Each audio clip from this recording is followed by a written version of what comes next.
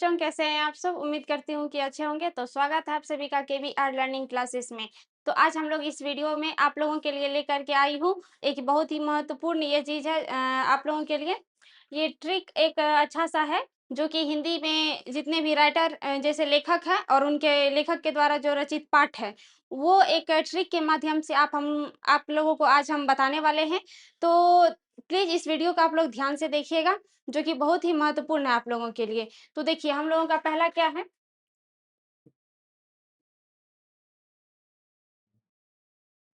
तो देखिए हम लोगों का पहला जो पाठ है और उस पाठ के लेखक कौन है, इसको भी हम लोग देखते हैं। तो क्या है पहला? श्रम विभाजन और जाति प्रथा। तो इसको कैसे हम लोग याद रख सकते हैं? तो आप लोग इसको देखिए। श्रम विभाजन और जाति प्रथा है, तो आप लोग को अगर याद नहीं रहेगा तो आप लोग कैसे इसको याद रख सकते हैं कि श्रम विभाजन और जाति प्रथा पर सबसे ज़्यादा जो है काम किसने किया है? भीमराव अम्बेडकर जी जो है वो किए हैं श्रम विभाजन जाति प्रथा को हटाने का। तो आप लोग इस चीज़ को यहाँ से याद रख सकते हैं। रट के तो नहीं हो सकता है, आप लोग भूल भी सकते हैं, इसीलिए आपको यहाँ समझना है कि श्रम विभाजन और जाति प्रथा सबसे ज़्यादा इस पे जो है काम किसने किया है? तो डॉक्टर भीमराव अम्बेडकर जी इस पे जो है काम किए हैं। तो आप लोग यहाँ से इसको याद रख सकते हैं। और हम दूसरा आप देखते हैं कि विष के दाँत है। हम लोगों का दूसरा चैप्टर क्या है? विष का दाँत। तो आप लोग इसको भी याद रखेंगे। इसको कैसे याद रख सकते हैं? ये नलिन विलोचन शर्मा जी के द्वारा रचित है ये पाठ। तो इसका ट्रिक क्या है? देखते हैं। तो विष जो है, विष का मतलब क्या होता है? जहर। विष का मतलब जहर होता है और ये कहाँ से निकलता है? नली से, मतलब नलीन। तो आप लोग यहाँ से याद रख सकते हैं कि विष का मतलब जहर और नली से जो है नलीन, ये आप यहाँ से इसको याद रख सकते हैं, यहाँ से निकलता है। तो इसका जो है ये हो जाएगा, ऐसे आप लोग इसको याद रख सकते हैं। और अब तीसरा चैप्टर हम लोगों का क्या है कि भारत से हम क्या सीखें? भारत से हम क्या सीखें? तो इसके लेखक कौन है? मैक्स मूलर जी। कौन है? मैक्स मूलर जी। तो हम लोग यहाँ से याद रख सकते हैं कि भारत, इसमें क्या है? पहला भारत और यहाँ पे क्या है?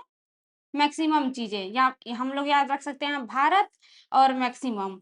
तो भारत से हम लोग क्या चीज़ें सीख सकते हैं? मैक्सिमम चीज़ जो है हम लोग भारत से सीख सकते हैं। तो भारत से हम क्या सीखेगा जो है लेखक कौन है? मैक्स मूलर जी हो जाएँगे। तो यहाँ से हम लोगों को याद रखना है ये चीज़। अब अगला हम लोग देखते हैं।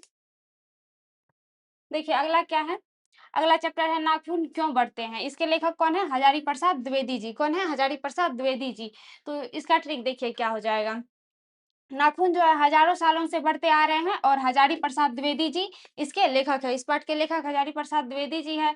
तो यहाँ से याद रख सकते हैं कि नाखून जो है हजारों सालों से बढ़ते आ रहा है, जिसको हम काटते हैं बार-बार तब पर भी ये जो है बढ़ जाता है। तो हजारों सालों से नाखून बढ़ता आ रहा है, इसका लेखक कौन हो जाएगा? हजारी प्रसाद द्विवेदी जी। और अब अगला हम लोग देखते हैं, अगला अगला चैप्टर क्या है? नागरी लिपि। तो नागरी लिपि के जो लेखक है वो कौन है? गुणाकर मूले जी। तो यहाँ देखिए इसका ट्रिक क्या हो जाएगा। नगर में रहने वाले लोग गुण वाले होते हैं। क्या है? नगर में रहने वाले लोग गुण वाले होते हैं। तो इसका क्या हो जाएगा? गुणाकर मूले जी। नागरी लिपि और गुणाकर मूले जी। नगर में रहने वाले लोग गुण वाले होते हैं। तो यहाँ पे क्या हो जाए? गुण से गुणा कर आप लोगों को याद रखना है। अब अगला चैप्टर हम लोग देखते हैं। अगला चैप्टर क्या है? बहादुर, और इसके लेखक कौन है? अमरकांत जी। ये भी आप लोगों को पता होगा। तो कन्फ्यूजन ना हो इसलिए हम ट्रिक बताते हैं ताकि आप लोग इस ट्रिक को ध्यान में रखें और कभी भूलेंगे नहीं आप लोग। तो क्या हो जाएगा? बहादुर, इस पाठ का नाम क्या है? बहादुर, और लेखक कौन है? अमरकांत जी। तो देखिए यहाँ पे क्या है? जो बहादुर होते हैं वही इतिहास में अमर हो जाते हैं। बहादुर, यहाँ आप लोगों को याद रखना है कि बहादुर और अमर हो जाते हैं, यानी कि बहादुर पाठ के लेखक कौन है? अमरकांत जी। तो अब अगला हम लोग देखते हैं। अब अगला हम लोगों का क्या है? अगला पार्ट है परंपरा का मूल्यांकन। क्या है? परंपरा का मूल्यांकन। इसके लेखक कौन है? डॉक्टर रामविलास, सॉरी डॉक्टर नहीं होगा, रामविलास शर्मा जी। कौन है? परंपरा के मूल्यांकन का लेखक कौन है? रामविलास शर्मा जी। तो आप यहाँ इसका ट्रिक देख सकते हैं। राम की परंपरा सबसे पुरानी और महान है। जैसे कि यहाँ पे आ गया रामविलास शर्मा जी के नाम से यहाँ पे राम आ गया, और परंपरा का मूल्यांकन यानी कि परंपरा यहाँ पे। तो परंपरा की, राम की परंपरा जो है सबसे पुरानी है। तो आप लोग यहाँ से इसको याद रख सकते हैं। तो अब अगला हम लोग देखते हैं। अगला पाठ क्या-क्या है कि जीत जीत में निरखत हूँ, जीत जीत में निरखत हूँ, और इसके लेखक कौन है? बिरजू महाराज जी। कौन है? बिरजू महाराज जी। तो इसका ट्रिक देखिए हम लोग देखते हैं। जो बार-बार जीतता है, वो जीत मतलब कि जो बार-बार जीतता है, जीत-जीत है वही महाराज बनता है। तो जो बार-बार जीतता है वो पंडित बनता है और महाराज बनता है। यहाँ पे मान लीजिए आप पंडित मान सकते हैं। जो बार-बार जीतता है वो पंडित बनता है, जो पढ़-पढ़ के बहुत ज़्यादा महान बन जाते हैं वो क्या बनते हैं? पंडित बन जाते हैं। तो आप लोग को यहाँ से याद रखना है और अगला पार्ट देखिए हम लोगों का क्या है? आविन्यो जिसके लेखक कौन है? अशोक वाजपेयी जी। कौन है? अशोक वाजपेयी जी। तो आप लोगों को यहाँ से याद रखना है आविन्यो अ से आविन्यो होता है और अ से अशोक होता है। तो आप इसको बहुत आसानी से याद रख सकते हैं। अब अगला चैप्टर हम लोग देखते हैं। कि अगला पार्ट को कैसे हम लोग याद रख सकते हैं। ये देखिए आप लोगों को कि बहुत ही ईज़ी है, बहुत ही आसान तरीका से आप लोगों को बताया जा रहा है, प्लीज़ आप लोग इसे ध्यान में रखिएगा। तो देखिए हम लोगों का अगला पार्ट क्या है? मछली और इसके लेखक कौन है? विनोद कुमार शुक्ल जी। तो इसको हम लोग कैसे याद रखेंगे? मछली खरीदने के लिए हमें शुक्ल की ज़रूरत होती है, यानी कि पैसा। यहाँ पे क्या हो जाएगा? शुल्क की ज़रूरत होती है यानी कि फ़ीस।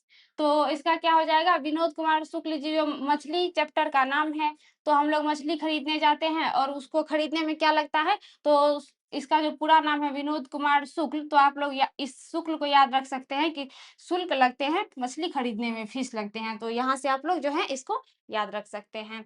तो अब देखिए अगला हम लोगों का पाठ क्या है? नौबत खाने में इबादत क्या है? नौबत खाने में इबादत और इसके जो लेखक है वो कौन है? यतीन्द्र मिश्र। क्या हो जाएगा? यतीन्द्र मिश्र जी। तो इसको देखिए हम लोग कैसे याद रख सकते हैं, इसका ट्रिक देखिए। इबादत इबादत के लिए मिश्री जैसा मीठा होना पड़ता है। इबादत करने के लिए मिश्री जैसा मीठा होना पड़ता है, इसका मतलब क्या है आप लोग कैसे याद इबादत जो होता है भगवान से जो हम लोग दुआ माँगते हैं, इबादत का मतलब हो जाएगा दुआ माँगना। भगवान से प्रार्थना करना किसी भी चीज़ के लिए। तो अगर हम लोग भगवान के पास जाते हैं प्रार्थना माँगने के लिए, तो एकदम मायूस होके जाते हैं। हमारे अंदर जो एक मिठास भर जाता है, भगवान के प्रति प्रेम और मोह आ जाता है हमें। तो क्या हो जाएगा?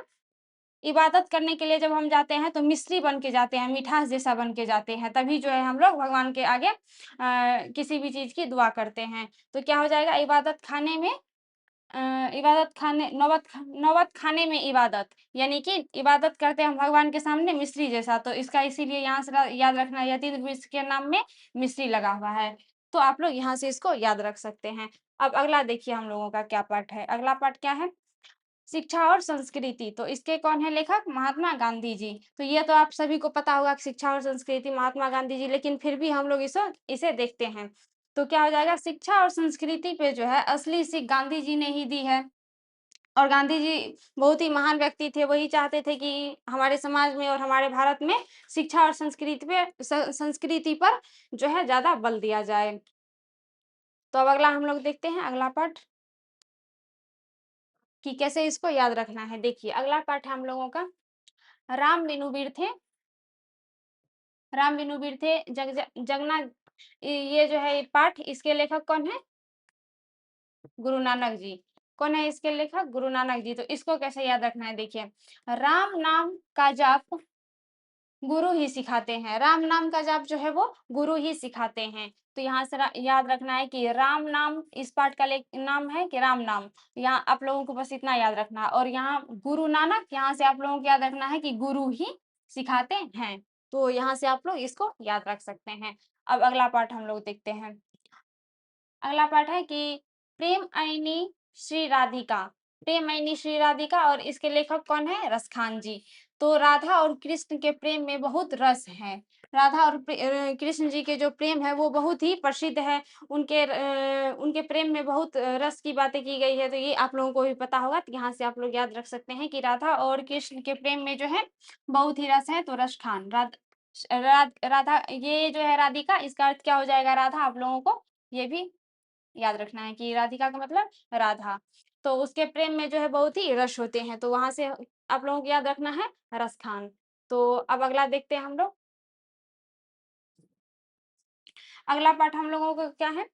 अति शुद्धो स्नेह को मार्ग है। अति शुद्धो जो है वो स्नेह को मार्ग है, यानी कि सच्चा स्नेह जो है वो प्रेम, यानी कि सच्चा स्नेह, स्नेह का मतलब क्या होता है? प्रेम होता है, वो बहुत आनंद होता है। तो यहाँ से आनंद से आप लोगों को याद रखना है घन आनंद और स्नेह मतलब कि जो प्रेम होता है, उसमें आदमी बहुत सुख से रहता है। तो यही जो है इसका ट्रिक है याद रखने का कि अति शुद्धो स्नेह को मार्ग है। मतलब कि स्नेह जो है होता है वो किसी के प्रति वो बहुत ही अच्छा होता है। स्नेह का मतलब प्रेम और आनंद का मतलब घनानंद, तो आप लोगों को यहाँ याद रखना है। तो अति सुधो स्नेह को मारा गया, इसके लेखक कौन हो जाएँगे? घनानंद जी। अति सुधो स्नेह के लेखक कौन है? घनानंद जी। अब अगला पाठ हम लोग देखते हैं,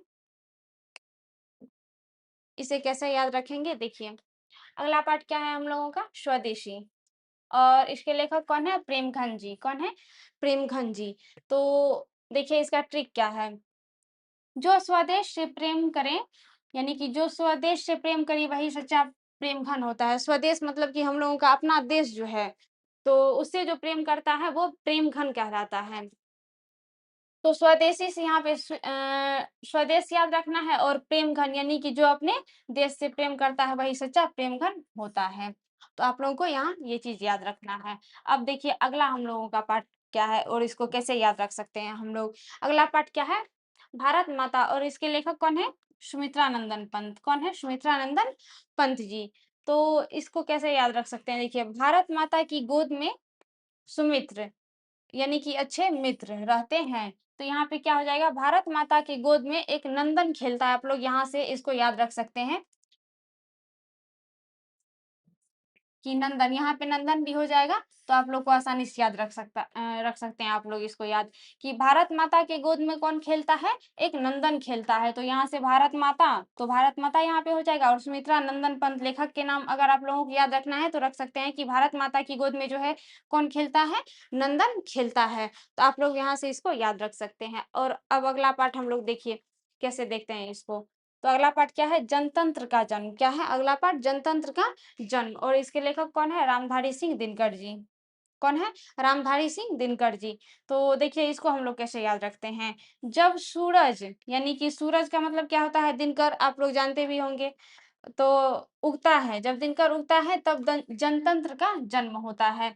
तो यहाँ पे जनतंत्र का जन्म होता है जब सूरज जो है निकलता है, और रामधारी सिंह दिनकर यानी कि दिनकर, जब सूरज निकलते हैं इसका अर्थ क्या हो जाएगा? दिनकर जी। तो रामधारी सिंह दिनकर से आप लोगों को याद रखना है दिनकर, और जनतंत्र का जन्म, तो यहाँ से जनतंत्र का जन्म होता है। तो आप लोगों को याद रखना है। अब अगला पाठ हम लोग देखते हैं कि उसको कैसे याद रखेंगे। देखिए अगला पाठ हम लोगों का क्या है? अगला पाठ है हिरोशिमा, और इसके लेखक कौन है? अज्ञे। कौन है? हिरोशिमा के लेखक अज्ञे। तो देखिए इसका ट्रिक क्या है? इसको हम लोग कैसे याद रख सकते हैं? इसको हम लोग याद रख सकते हैं, हिरोशिमा का दर्द अज्ञे अनजान यानी अथाह है। तो हिरोशिमा जो है, हिरोशिमा से तो आप लोग इसको याद रख सकते हैं।